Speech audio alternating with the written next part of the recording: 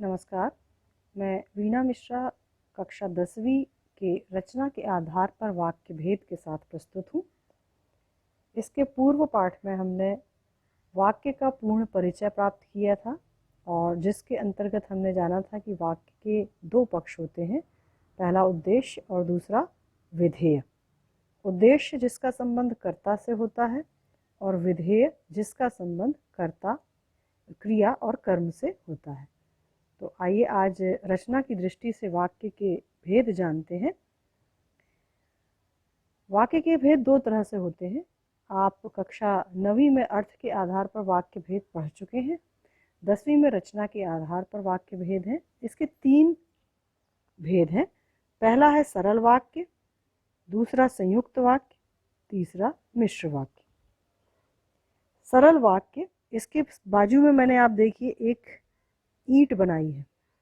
संयुक्त वाक्य की साइड में मैंने 2 ईंटें बनाई हैं, दोनों के बीच में गैप है। मिश्र वाक्य में 2 ईंटें हैं जो आपस में जुड़ी हुई हैं, एक दूसरे से चिपकी हुई हैं। बस इसी तरह से आप इन चित्रों को अपने दिमाग में रखिए, आपको इन तीनों वाक्यों की संरचना याद हो जाएगी। अब सरल वाक्य की परिभाषा या इसके मुख्य बिंदु देखिए। सरल वाक्य वह होता है जिसमें एक मुख्य क्रिया, एक उद्देश्य और एक ही विधेय होता है। उद्देश्य और विधेय की पहचान आपको हो चुकी है। अब उदाहरण के माध्यम से हम इसे समझते हैं। वह बच्चा खिलौनों से खेलता है। अब यहाँ इस वाक्य में किसके बारे में बताया जा रहा है? बच्चे के बारे में। तो वह बच्चा उद्देश्य है। बच्चे के बारे में जो कुछ भी बताया जा रहा है वह विधेय है। खिलौनों से खेलता है, ये पूरा जो वाक्यांश है ये विधेय है। तो ये विधेय है, साथ ही इसमें क्रिया भी क्या है? एक ही है। मुख्य क्रिया एक ही है। तो सरल वाक्य वो होते हैं जिसमें एक ही मुख्य क्रिया हो, एक उद्देश्य और एक ही विधेय हो। जैसा कि ये ईंट दिया है, सिंगल, अकेला, तो एक ही होता है इसमें। अब आते हैं संयुक्त वाक्य में। नाम से ही स्पष्ट है, संयुक्त अर्थात 2 या 2 से अधिक चीजें इसमें मिली हुई हैं। परिभाषा देखते हैं। 2 या 2 से अधिक स्वतंत्र उपवाक्य योजक चिन्हों के द्वारा जुड़े होते हैं, उसे संयुक्त वाक्य कहते हैं। तो मैंने पूरी परिभाषा ना लिख के इसके मुख्य बिंदु लिखे हैं कि वह वाक्य जिसमें 2 या 2 से अधिक स्वतंत्र उपवाक्य योजक चिन्हों के द्वारा जुड़े होते हैं। अब यहाँ उदाहरण के माध्यम से इसे समझते हैं। वह बच्चा है और खिलौनों से खेलता है। मैंने इसी वाक्य को यहाँ संयुक्त वाक्य में बदल दिया है। अब वह बच्चा है, खिलौनों से खेलता है, ये 2 क्या है? ये स्वतंत्र उपवाक्य हैं। इनको उपवाक्य क्यों कहते हैं? उपवाक्य अर्थात ये पूरा अगर हम देखें तो ये पूरा एक संयुक्त वाक्य है, किंतु जब इसके खंड कर दिए जाते हैं तो वो उप जुड़ जाता है उसमें, क्योंकि वो जैसे सब टाइटल होता है, टाइटल के सब टाइटल, वैसे ही वाक्य की ये उपवाक्य हैं। तो आप परिभाषा लिखते समय ध्यान रखिएगा, ये उपवाक्य हैं, ठीक है? ये एक उपवाक्य, ये दूसरा उपवाक्य। तो यहाँ देखिए, वह बच्चा है, ये अपने आप में एक स्वतंत्र उपवाक्य है। वह खिलौनों से खेलता है, ये भी अपने आप में एक स्वतंत्र उपवाक्य है। इसको आप अलग अलग कर सकते हैं, किंतु यहाँ पर इन दोनों को किससे जोड़ दिया गया है? ये योजक चिन्ह है और इससे जोड़ दिया गया है। तो 2 या 2 से अधिक स्वतंत्र उपवाक्य योजक चिन्हों के द्वारा जब जुड़े होते हैं तो उसे हम संयुक्त वाक्य कहते हैं। अब इसमें प्रमुख बिंदु क्या है कि जो वाक्य हैं वो कितने होने चाहिए? 2 या 2 से अधिक होने चाहिए। दूसरी चीज़ क्या है? ये दोनों अपने आप में स्वतंत्र हों, पूर्ण हों। ये देखिए, ये पूर्ण वाक्य है। वह खिलौने से खेलता है, ये भी पूर्ण है। दोनों, अगर 2 वाक्य हमें दिए रहते कि वह बच्चा है, वह बच्चा खिलौनों से खेलता है, अगर बोल दें कि इन दोनों को जोड़िए तो आप इसी तरह से जोड़ेंगे, वह बच्चा है और खिलौनों से खेलता है। तो यहाँ दोनों अपने आप में स्वतंत्र हैं। अब तीसरी चीज़ क्या है? चौथी चीज़, इसमें योजक चिन्ह का प्रयोग होता है, और एवं, तथा, किंतु, परंतु, लेकिन, पर, इसलिए, तो इस तरह के योजक चिन्हों के माध्यम से ये जुड़े होते हैं। तो स्वतंत्र वाक्य, संयुक्त वाक्य भी हो गया। अब आते हैं मिश्र वाक्य में। आप याद करिए, जब आप मिक्सी में कोई जूस बनाते हैं या कोई भी सामग्री, चटनी पीसते हैं, तो चटनी में आप धनिया पत्ती डाल देते हैं, टमाटर डाल देते हैं, मिर्ची डाल देते हैं, लहसुन डाल देते हैं, जीरा डाल देते हैं। ऐसे 5 सामग्री मिला के आपने मिक्सी में पीस दी। अब पीसने के बाद क्या आप उनको अलग अलग कर सकते हैं?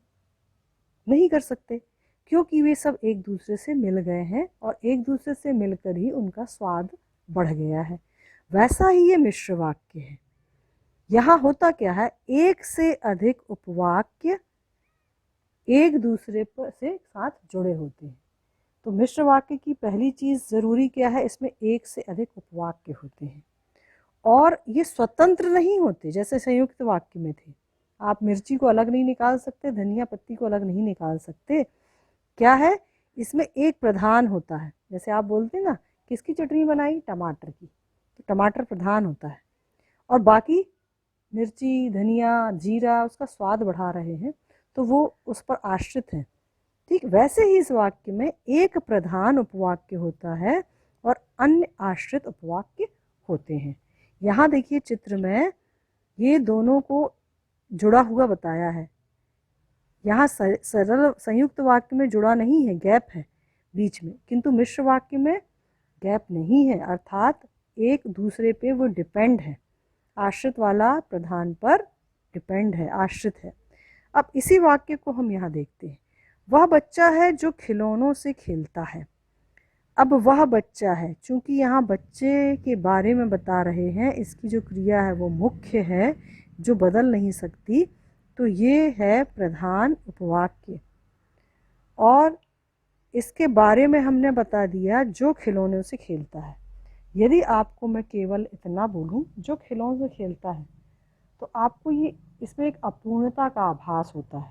आपको लगता है जो खिलौने से खेलता है, जो अर्थात कौन, तो इसके लिए आपको प्रधान वाक्य बताना ज़रूरी है। वह बच्चा है जो खिलौनों से खेलता है, तो ये आश्रित उपवाक्य जो है वो प्रधान पर आश्रित होता है। तो क्या समझ में आया, सरल वाक्य में एक क्रिया, एक उद्देश्य, एक विधेय। संयुक्त वाक्य में दो या दो से अधिक स्वतंत्र उपवाक्य जो योजक चिन्ह से जुड़े होते हैं, और दोनों या तीनों जो भी जितने भी उपवाक्य हैं वो स्वतंत्र हैं, उनको आप अलग कर सकते हैं। मिश्र वाक्य में दो या दो से अधिक उपवाक्य हैं, किंतु उसमें से एक प्रधान होगा और अन्य उस पर आश्रित होंगे। तो यहाँ हमने एक ही नज़र में तीनों की परिभाषा देख ली। आगे बढ़ते हैं। अब यहाँ विस्तार से हम सरल वाक्य के बारे में जानते हैं।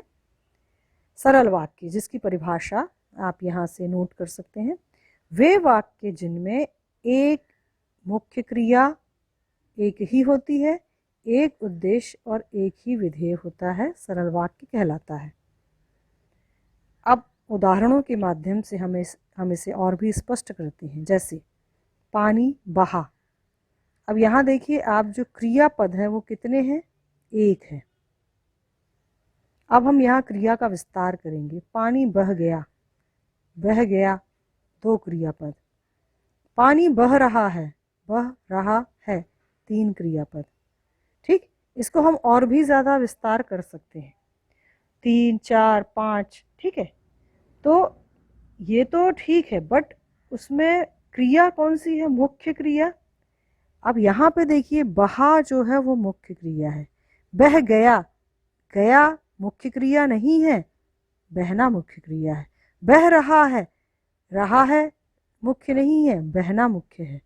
ठीक है, तो जो अन्य है वो संयुक्त है या उसका साथ दे रहे हैं, परंतु मुख्य रूप से जो क्रिया है वो बहना ही है। उसका विस्तार चाहे हम जितना भी कर लें, तो मुख्य क्रिया एक ही होती है। एक उद्देश्य होता है, पानी उद्देश्य है और बहा विधेय है, क्योंकि पानी के बारे में बताया जा रहा है। और क्या बताया जा रहा है, उसके बहने की प्रक्रिया बताई जा रही है। अन्य उदाहरण देखिए, राम गेंद से खेलता है। राम उद्देश्य है एक ही और क्रिया भी एक ही है, खेलता है। ठीक, गेंद से खेलता है ये विधेय है, वो भी एक ही है। रावण तीनों लोकों का स्वामी बनना चाहता था। रावण एक ही करता है, क्रिया भी एक ही है मुख्य, अर्थात एक उद्देश्य है और एक विधेय है। वह प्रतिदिन घर का कार्य करने के बाद भी समय पर कार्यालय पहुंचती है। मुख्य क्रिया क्या है? पहुंचती है। ठीक है, कार्य करने के बाद ये इसकी पूर्वकालिक क्रिया है, पर मुख्य क्रिया एक ही है और कर्ता भी एक ही है, उद्देश्य भी एक ही है और विधेय भी एक ही है। तो सरल वाक्य वो होता है जिसमें बीच में आपको कोई भी योजक चिन्ह, समुच्चय बोधक अव्यय नहीं मिलेगा। कहीं भी आपको ये नहीं रहेगा कि दो या दो से अधिक वाक्य जुड़े हुए हों, तो उसे हम कहते हैं सरल वाक्य। अब बढ़ते हैं संयुक्त वाक्य की ओर। संयुक्त वाक्य में दो या दो से अधिक स्वतंत्र उपवाक्य योजक चिन्हों के द्वारा जुड़े रहते हैं। अब ये योजक चिन्ह क्या है, इसे हम विस्तार से जान लेते हैं और इन्हें आप याद भी रख सकते हैं। ये बहुविकल्पी प्रश्नों में भी पूछे जा सकते हैं। अब देखिए यहाँ किंतु, परंतु, लेकिन, ये आपस में पर्याय हैं एक दूसरे के। ठीक, इसमें से कोई भी एक ही अर्थ में यूज होगा। और, एवं, तथा, तीनों का अर्थ एक ही होता है, ये भी एक दूसरे के पर्याय हैं। इसलिए या अथवा का भी एक ही अर्थ निकलता है। अन्यथा, अतः, ये परिणाम सूचक है। ठीक है, इसलिए कारण सूचक है। या वैकल्पिक विकल्प सूचक है। और किंतु, परंतु, लेकिन, ये आपस में दो विरोधी वाक्यों को दर्शाते हैं। तो ये इतने योजक चिन्ह हैं, योजक शब्द हैं, जिनके माध्यम से दोनों स्वतंत्र उपवाक्य या दो से अधिक स्वतंत्र उपवाक्य आपस में जुड़े होते हैं। अब योजक शब्दों को ही समुच्चय बोधक अव्यय भी कहा जाता है। योजक शब्द समुच्चय बोधक अव्यय कहलाते हैं। ठीक है, तो यहाँ बहुत से बहुविकल्पी प्रश्न आपके लिए बन जाते हैं जिनका आप ध्यान रखें। अब उदाहरणों के माध्यम से हम इसे समझते हैं। मुझे बुखार था, मैं विद्यालय नहीं जा सका। दो स्वतंत्र वाक्य हैं, उपवाक्य हैं, जिन्हें किसके माध्यम से जोड़ा गया है? इसलिए। ठीक है, तो मुझे बुखार था, उसका कारण बताया गया है, ये कारण सूचक है। इसलिए मैं विद्यालय नहीं जा सका, तो ये कारण दिखा रहा है इसलिए के माध्यम से। दूसरा वाक्य देखिए, मैंने उसकी बहुत प्रतीक्षा की किंतु वह नहीं आया। यहाँ मैंने उसकी बहुत प्रतीक्षा की, वह नहीं आया, दोनों स्वतंत्र उपवाक्य हैं और इसे किंतु योजक शब्द से जोड़ा गया है। ये जो किंतु है ये विरोध दर्शाता है, दोनों वाक्यों के बीच में विरोध का सूचक है। वैसे ही परंतु भी, मजदूर मेहनत करता है परंतु उसे लाभ नहीं मिलता। दोनों स्थितियां विरोधी हैं आपस में, तो ये विरोध को दर्शाता है। इसलिए किंतु परंतु का हम उपयोग वहां करते हैं जहां दोनों उपवाक्यों में विरोध प्रदर्शन हो। बादल घिरे और तथा अंधेरा छा गया। वह बाजार गया और उसने सामान खरीदा। अब इन दोनों वाक्यों में आप देखिए, ये दोनों समानाधिकरण उपवाक्य हैं। बादल घिरे, अंधेरा छा गया, ऐसे वाक्यों के उपवाक्यों के बीच में तथा और एवं का प्रयोग किया जाता है। ये दोनों समान अधिकरण हैं। ठीक है, क्योंकि ये समान अधिकार रखते हैं, समान अधिकरण। इसी तरह देखिए, उसने मेहनत की थी अतः उसे फल मिला। अब यहाँ परिणाम बताया जा रहा है, अतः के माध्यम से परिणाम बताया गया है, तो ये परिणाम सूचक समुच्चय बोधक अव्यय है। तुम्हें रोज व्यायाम करना चाहिए अन्यथा मोटे हो जाओगे। अन्यथा मोटे हो जाओगे, यहाँ भी एक तरह से परिणाम ही है। हवा चलने लगी वरना जीना कठिन हो जाता। ठीक है, तो यहाँ भी एक शर्त है, हवा चलने लगी वरना क्या हो जाता, जीना कठिन हो जाता। तो वरना, अन्यथा, अतः, और, एवं, तथा, परंतु, किंतु, लेकिन, इसलिए, ये सब संयुक्त वाक्य के अंतर्गत समुच्चय बोधक अव्यय हैं, जिनको योजक शब्द भी कह सकते हैं। तो इनके उपवाक्यों को हम समानाधिकरण उपवाक्य भी कहते हैं। अब चलते हैं मिश्र वाक्य की तरफ। मिश्र वाक्य जिसे मिश्रित वाक्य भी कहा जाता है। मिश्र वाक्य में एक से अधिक उपवाक्य होते हैं। इस प्रकार के वाक्य में एक प्रधान उपवाक्य होता है और शेष अन्य उपवाक्य उस पर आश्रित होते हैं। जो उपवाक्य आश्रित होते हैं उन्हें आश्रित उपवाक्य कहते हैं। ध्यान रखिएगा, इस पर मैं एक अलग से जो पाठ योजना है उसके साथ आपके साथ जुड़ूंगी। आश्रित उपवाक्य ये बहुत ही महत्वपूर्ण चीज़ है आपको याद करने के लिए और समझने के लिए भी। तो प्रधान उपवाक्य में एक होता है प्रधान, मिश्र वाक्य में एक होता है प्रधान उपवाक्य, दूसरा होता है आश्रित उपवाक्य। ये उपवाक्य आपस में व्यधिकरण योजकों से जुड़े होते हैं। व्यधिकरण योजक, आपने देखा कि समानाधिकरण योजक शब्द होते हैं जो संयुक्त वाक्य में प्रयोग होते हैं, और व्यधिकरण योजक होते हैं जो मिश्र वाक्य में प्रयुक्त होते हैं।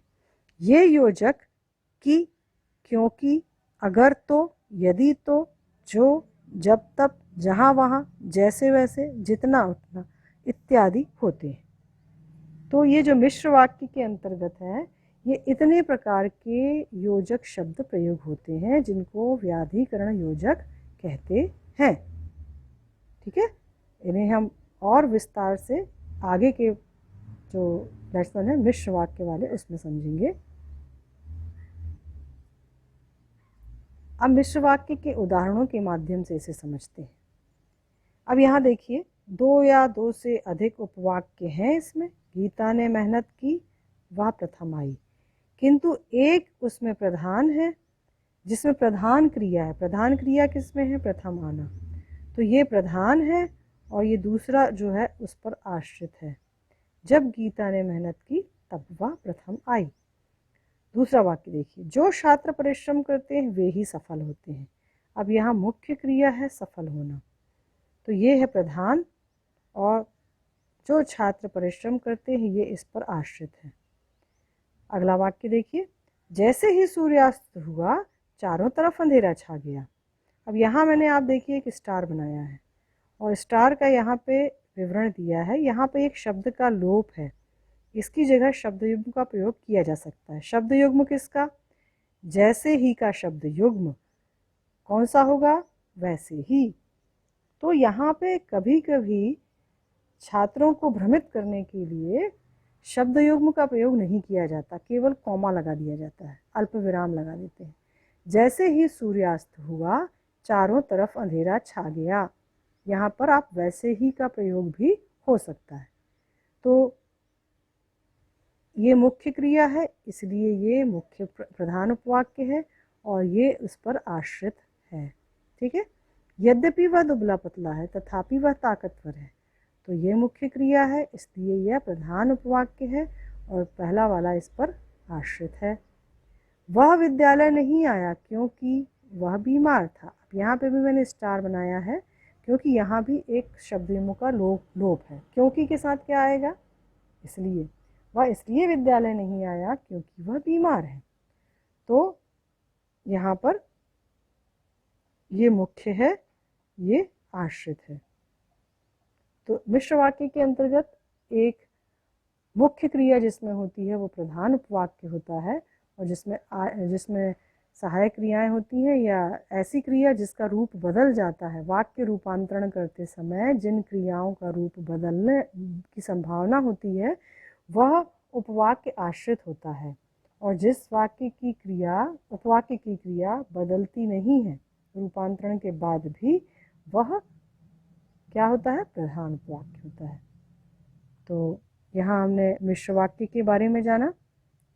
उम्मीद है आपको सरल, संयुक्त और मिश्र वाक्य अच्छी तरह से समझ में आ गए होंगे। अब हम यहाँ योजक शब्दों के माध्यम से इन्हें पहचानते हैं और स्वमूल्यांकन करते हैं। देखिए, वर्षा हो रही थी इसलिए वह विद्यालय नहीं गया। वियोजक चिन्ह है इसलिए। इसलिए, तो ये इसलिए किस में आया था? संयुक्त वाक्य में। ठीक है। दूसरा देखिए, तुम उस जगह खड़े रहो जहां बस रुकती है। दो शब्द युग्म है, ये मिश्र वाक्य है। ठीक है। जॉन परिश्रम करता है तो सफल होता है। ठीक है। तो यहाँ पे भी एक चीज का लोप है, यदि जॉन परिश्रम करता है तो सफल होता है, तो यहाँ पर ये मिश्र वाक्य है। क्योंकि वह अंधेरे में पढ़ता रहा इसलिए उसने अपनी आंखें गंवा बैठा। यहाँ दो शब्द युग्मों का प्रयोग है, मिश्र वाक्य है। वह मुझसे कहता है कि आओ, की का प्रयोग है, की का प्रयोग मिश्र वाक्य में ही होता है। तुम इसलिए महान हो क्योंकि सच बोलते हो, दो समुच्चय बोधक अव्यय हैं, मिश्र वाक्य है। मेरे पाठ्यक्रम में गोदान नामक उपन्यास है जिसे मुंशी प्रेमचंद ने लिखा है, तो ये वाक्य इस पर आश्रित है, अतः ये भी मिश्र वाक्य ही है। उसने झूठ बोला इसलिए दंड पाया, यहाँ पर इसलिए दंड पाया परिणाम बोधक संयुक्त वाक्य है। जो व्यक्ति धनी है वह हर चीज खरीदता है। अब ये जो वाक्य है ये दूसरे पर आश्रित है, इसलिए ये मिश्र वाक्य है। ठीक है। तो इस तरह से आप कुछ वाक्य चुनकर स्वयं अपना मूल्यांकन कर सकते हैं कि आपको कितना समझ में आया। आप इसके समुच्चय बोधक अव्यय या योजक शब्द हैं उन्हें आसानी से याद कर सकते हैं, और जब यदि वो आपको याद हो जाएंगे तो आप वाक्यों को पहचानना भी सीख जाएंगे। तो आज के लिए इतना ही। अगली कड़ी में हम मिश्र वाक्य के अंतर्गत आश्रित उपवाक्य पहचानना सीखेंगे। धन्यवाद।